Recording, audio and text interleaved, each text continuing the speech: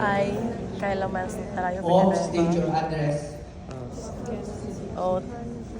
Hereby solemnly swear Hereby solemnly swear that I will support that I will support and defend and defend the Constitution of the Republic of the Philippines. the Constitution of the Republic of the Philippines. That I will bear That I will bear true faith true faith and allegiance to and the same. allegiance to the same.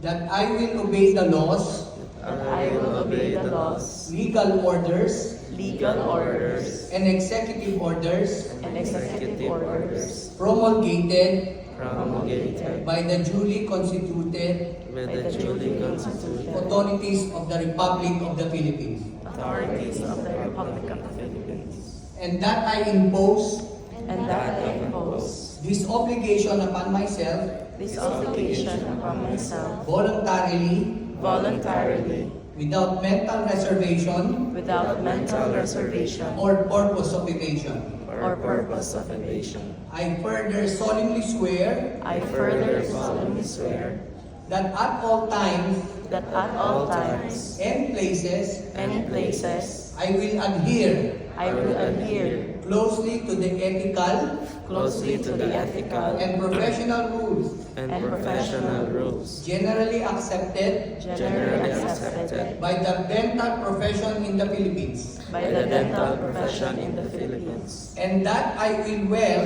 and that I will well and faithfully discharge and faithfully discharge to the best of my ability to the best of my ability the duties the duties and obligations incumbent upon a legally authorized dental practitioner.